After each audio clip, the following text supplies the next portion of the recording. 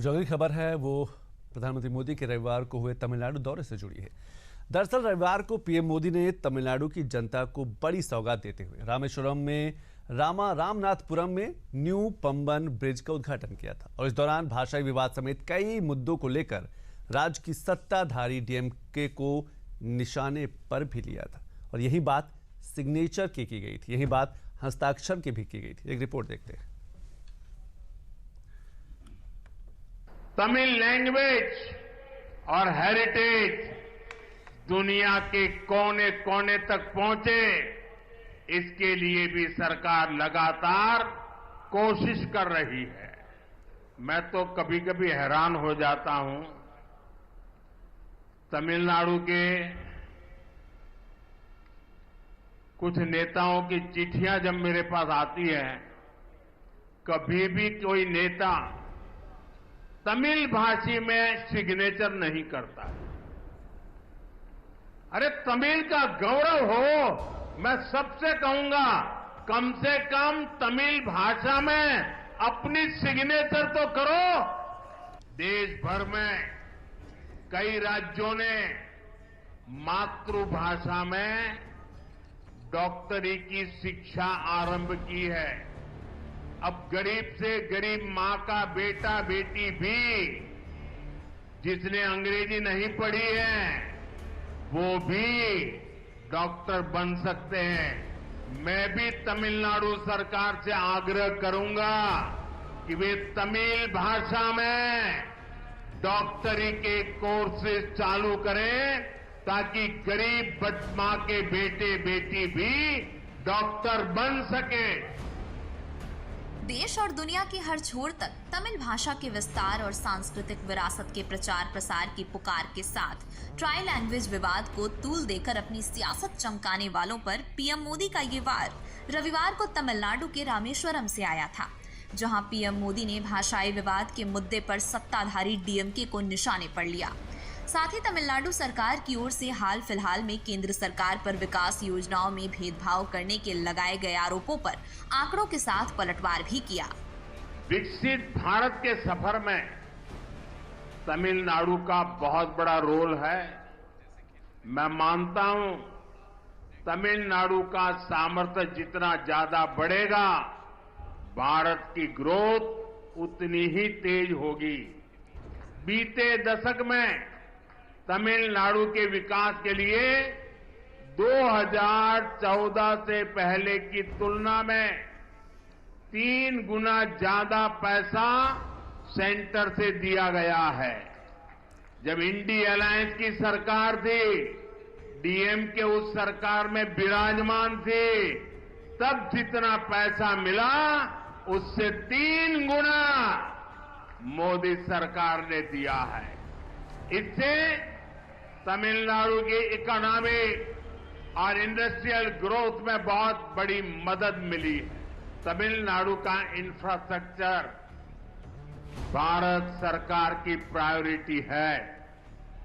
बीते 1 दशक में तमिलनाडु का रेलवे बजट 7 टाइम्स से ज्यादा इंक्रीज किया गया है। इसके बावजूद भी कुछ लोगों को बिना कारण रोते रहने की आदत है, वो रोते रहते हैं। 2014 से पहले रेल प्रोजेक्ट के लिए हर साल सिर्फ ओनली 900 करोड़ रुपीज ही मिलते थे। और आपको पता है उस समय इंडियन अलायंस के मुख्य कर्ता धर्ता कौन थे, ये आपको पता है। इस वर्ष तमिलनाडु का रेल बजट 6,000 करोड़ रुपए से ज्यादा है। सबका साथ सबका विकास की नीति और नियत के साथ बिना किसी भेदभाव के देश के हर राज्य को विकास के अवसर मुहैया कराने और विकसित भारत बनाने के लक्ष्य के साथ काम कर रही मोदी सरकार विकास को सिर्फ बयानों और ऐलानों तक ही नहीं बल्कि जमीन पर भी उतारने का काम कर रही है। इसी कड़ी में रविवार को पीएम मोदी ने तमिलनाडु में व्यापार, रोजगार और पर्यटन में वृद्धि को धार देने के लिहाज से रामेश्वरम में देश के पहले वर्टिकल लिफ्ट रेलवे पुल का उद्घाटन किया। क्या है इस ब्रिज में खास और क्या है पंबन ब्रिज का पुराना इतिहास, ये भी जान लेते हैं। पंबन समुद्र पुल भारत का पहला वर्टिकल सी लिफ्ट ब्रिज है। ये ब्रिज 2.08 किलोमीटर लंबा है। इसमें 18.3 मीटर की 99 स्पैन और 72.5 मीटर का एक वर्टिकल लिफ्ट स्पैन है। ये ब्रिज पुराने ब्रिज से 3 मीटर ऊंचा है, जिससे बड़े जहाज आसानी से गुजर सकेंगे। इसके ढांचे में 333 पाइल हैं और ये ब्रिज इतना मजबूत बनाया गया है कि वर्षों तक रेल और समुद्री परिचालन सुरक्षित रहेगा। इसे बनाने में एंटी कोरोजन तकनीक, पॉलीसिलॉक्साने पेंट, उन्नत स्टेनलेस स्टील और फाइबर रीइंफोर्स्ड प्लास्टिक का उपयोग किया गया है। ब्रिज शुरू होने के बाद अब ट्रेनें सीधा रामेश्वरम तक जा सकेंगी। पहले ट्रेनें मंडपम स्टेशन पर ही रुक जाती थीं। नए पंबन ब्रिज का निर्माण रेल विकास निगम लिमिटेड RVNL ने किया है। ये रेल मंत्रालय के अधीन एक नवरत्न कंपनी है। असल में पंबन ब्रिज पहली बार 1914 में ब्रिटिश शासन में बना था।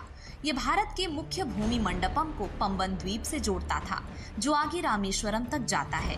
लेकिन समय के साथ पुराना ब्रिज कमजोर पड़ गया और 2022 में इसे पूरी तरह बंद कर दिया गया था। आधुनिक पंबन वर्टिकल लिफ्ट ब्रिज की नींव साल 2019 में PM मोदी ने रखी थी।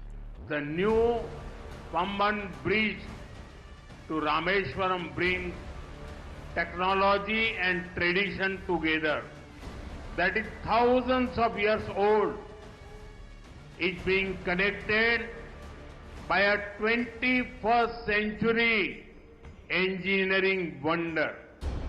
I thank our engineers and workers for their hard work.